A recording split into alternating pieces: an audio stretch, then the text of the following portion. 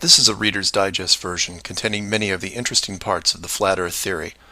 For those who have already started seeing things with new eyes, it will be mostly a recap, but there could be a few new angles you haven't looked at.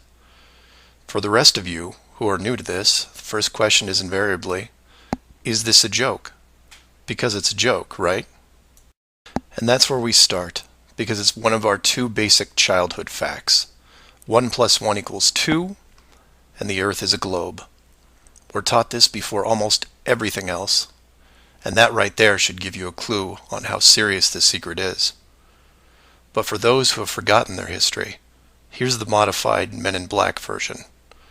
For the first 4,000 years of our civilization, we believed that the Earth was a flattish disk, surrounded by a solid dome barrier called the firmament. All of the 5 major religions had their own version of this, and the churches enforced the belief. Then, around 1514, a man named Copernicus created a new model of the world. He stated that if the Earth was spinning around 1,100 miles an hour and circling the Sun at 60,000 miles an hour, the world was then round. And while the math more or less worked, there was a problem. It was 1500, and the technology to prove such a theory wasn't there. The first balloon to carry people wasn't invented until 1760. Sailboats were the only travel over water, and the fastest thing on land was a horse. But the new worldview was promoted and took hold. The religions adapted to handle the new reality, and life moved on. More importantly, the globe model was quickly introduced into the education systems. Over the next 500 years, the challenges to this model faded, to the point where the globe was accepted as universally as physical laws such as gravity. Read that again if you didn't absorb it. For 20 generations, people believed that the Earth was round because there was a globe in every classroom they sat in. There was no proof.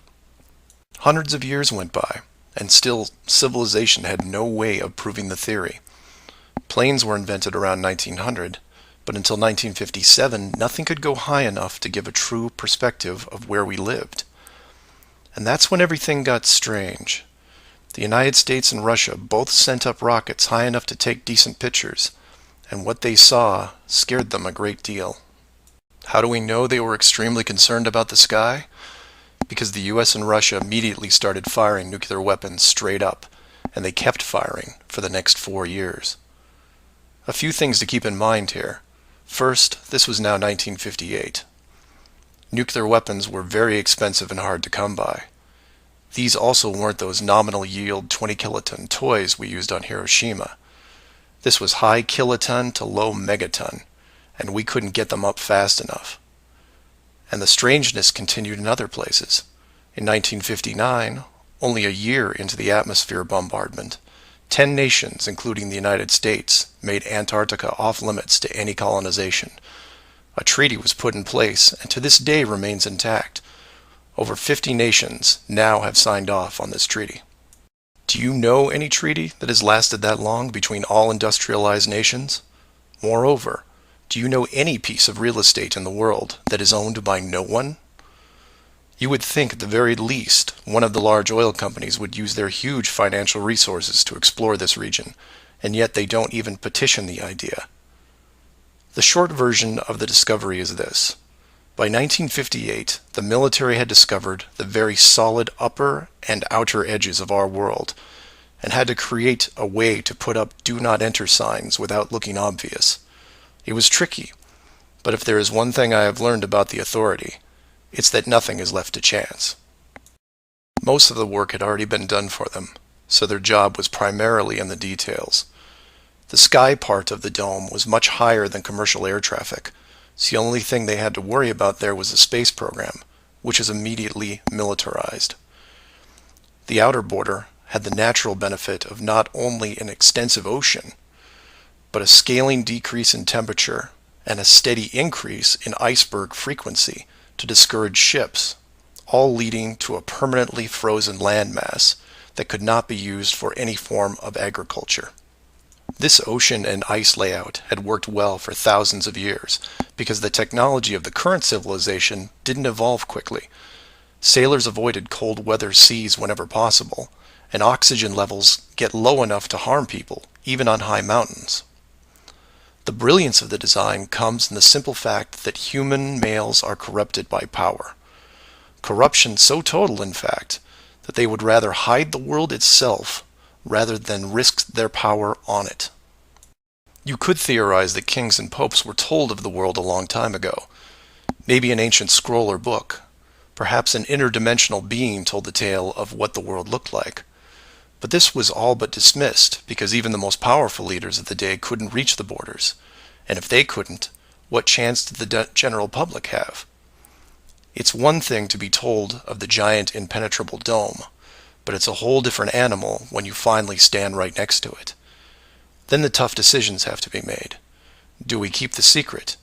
And how far are we willing to go to keep the status quo? Once they decided to keep the secret, no expense was spared.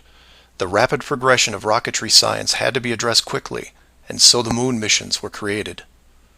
Matt from the NASA channel was right in his thinking that you needed the moon mission event to stage a picture of the Earth from deep orbit, and that couldn't be more true. Establishing NASA as the frontrunner of space exploration also diverted people who would have otherwise created their own space companies for profit. The best engineers, technicians, and pilots were recruited to the NASA space program. Once there, they were compartmentalized on a need-to-know basis. The astronauts know of the deception and are sworn to secrecy under the penalty of whatever motivates them. Private space programs are discouraged, sabotaged, or absorbed into the NASA fold. Private sector spacecraft are just not going to be allowed for several reasons. The most obvious is the collision with the dome itself. The telemetry data from such a mission would show an impact failure at a certain altitude, and if repeated, would raise questions NASA just isn't prepared to answer. There are three perpetual questions about our world that can't be eliminated, but avoided at all costs. These are the questions you should ask yourself and others if this protective layer is going to be lifted. I'd like to preface this with a thank you to Max Malone, a conspiracy hardcore who has a knack for boiling down debates to a single paragraph whenever possible. It was he who said, after over 50 years and thousands of hours of space travel footage, both by NASA and other countries, there is no exterior shot where the astronaut completes the simple act of panning the camera 180 degrees, let alone a full 360-degree sweep. This has never happened on any moon mission, exterior space station, nothing, ever. Statistics will tell you that this would have already happened by accident years ago, but it hasn't, and it won't. This is because of the rule they cannot break, the same rule that applies to television set shows that never show the fourth wall. Why? Because there is no fourth wall. Number 2.